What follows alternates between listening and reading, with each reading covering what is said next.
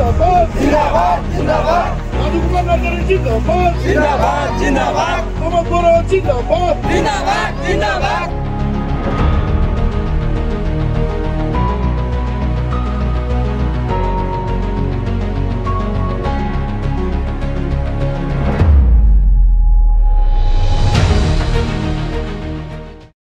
আজি হুডুমকাটা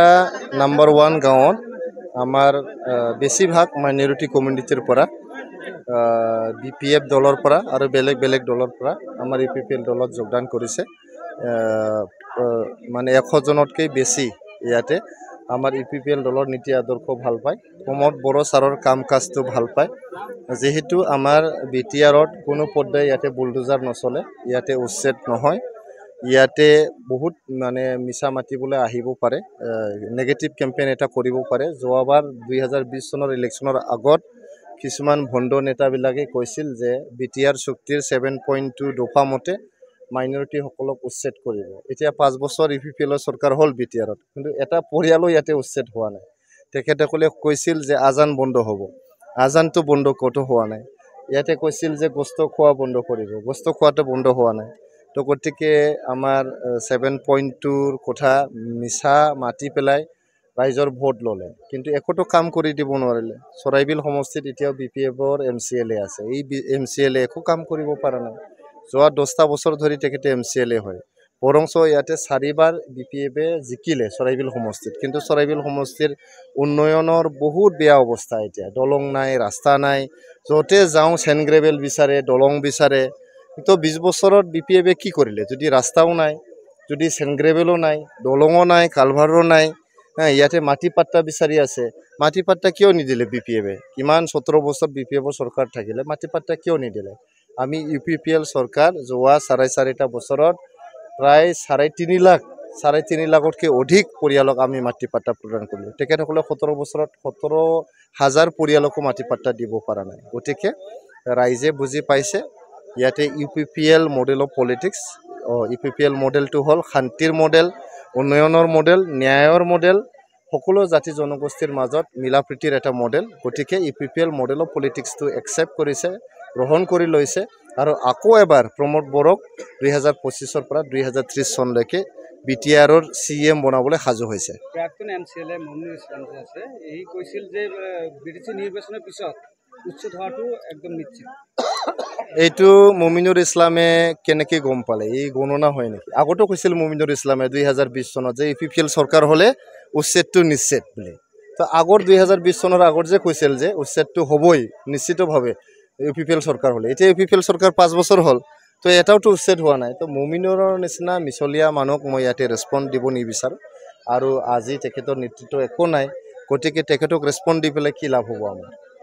বিৰোধীয়ে প্ৰশ্ন উত্থাপন কৰি আছে যে আপোনালোকে উচ্ছেদৰ বিষয়টোক লৈ কোনো ধৰণৰ মাত মাতা নাই উচ্ছেদ হোৱাই নাই যেতিয়া আমাৰ বিটিআৰত মাত মাতিবলৈ কি কৰিব লাগে বিটিচিত আমিতো বিটিচিৰ বাহিৰত কাম কৰিব নোৱাৰোঁ ইউপিপিএল দলটো হ'ল বিটিচিৰ দল বিটিআৰৰ দল বিটিআৰৰ ভিতৰত কিবা এটা হ'লে তাৰ বিৰুদ্ধে আমি মাত মাতিম তাৰ বিৰুদ্ধে থিয় হ'ম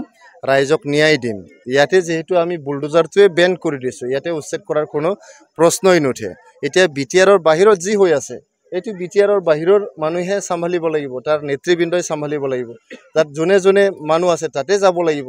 ইয়াতে বিটিচিৰ বাহিৰৰ যি ইস্যু ইয়াতে বিটিচিৰ ভিতৰত টানি আনিলে কি লাভ আছে ইয়াতে আন্দোলন কৰিলে ইয়াতে মিছিল কৰিলে ৰেলী কৰিলে কি লাভ আছে য'ত উচ্ছেদটো হৈছে তাতে ৰেলীটো পাতিব লাগে তাতে মিছিলটো পাতিব লাগে বিলাসীপাৰাত হৈছে বিলাসীপাৰাত কৰিব লাগে চাপৰত হৈছে চাপৰত কৰিব লাগে গোৱালপাৰাত আমি প্ৰতিবাদ কৰিব লাগে তো তাকে নকৰি পেলাই আমি তাতে প্ৰতিবাদ নকৰি ইয়াত আমাৰ বিটিচিত বা বড়োলেণ্ডত প্ৰতিবাদ কৰিলে কি লাভ হ'ব তাতে আমি কৰিব লাগে দিছপুৰত কৰিব লাগিব দিছপুৰৰ পৰা সেইবিলাক জিলা মানে কিবা হয় এডমিনিষ্ট্ৰেট হয় গতিকে দিছপুৰত আমি মাত মাতিব লাগিব দিছপুৰত আমি আন্দোলন কৰিব লাগিব গতিকে ইয়াতে কোকৰাঝাৰত গোসাইগাঁৱত ভাওৰাগুৰিত হুডুমকাটাত আন্দোলন কৰিলে দিছপুৰে কেনেকৈ শুনিব এইটো আজি ইলেকশ্যন আহিছে বহুত মানুহে বহুত কথা ক'ব তো আপোনালোকে গণতন্ত্ৰৰ চতুৰ্থ স্তম্ভ হয় আপোনালোকে এইটো সঁচা মিছা আপোনালোকে ইনভেষ্টিগেশ্যন কৰক ক'ত এভিকশ্যনৰ নটিচ আহিছে আপোনালোকে চাৰ্কেল অফিচত যাওক আপোনাৰ লেণ্ড মাটিৰ অফিচত যাওক, মণ্ডলৰ লগত কথা পাতক, ক'ত উচ্ছেদৰ জাননী আহিছে, এইটো ইলেকশ্যনৰ কাৰণে বন্ধ কৰিছে, ক'ত হৈছে এইটো আপোনালোকে উলিয়াই দিয়ক, আপোনালোকৰ দায়িত্ব আছে এইটো।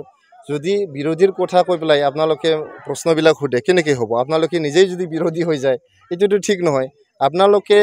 গণতন্ত্ৰৰ চতুৰ্থ স্তম্ভ, আপোনালোকে ৰাইজৰ ভইচ হয়, ভইচ অফ দ্য পিপল। গতিকে ৰাইজৰ ভইচটো আপোনালোকে তুলি ধৰিব, বিৰোধীৰ নহয়। বিৰোধী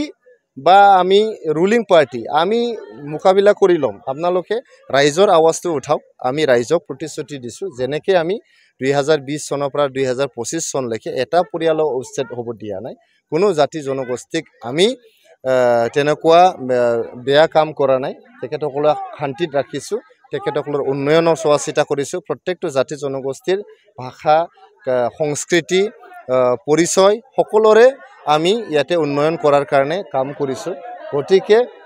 আমি 2025 চনৰ পৰা 2030 চনলৈকে প্ৰমোদ বড়োৰ নেতৃত্বত যি চৰকাৰ আছে তাতে আৰু বেছিকৈ উন্নয়নৰ জয়যাত্ৰা হ'ব, তাতে শান্তিটো সুদৃঢ় হ'ব, চিৰস্থায়ী শান্তি আহিব আৰু ৰাইজে সকলোৱে সমিল মিলে থাকিব আৰু আমি সকলোৱে মিলিজুলি মানে ইয়াতে বসবাস কৰিম।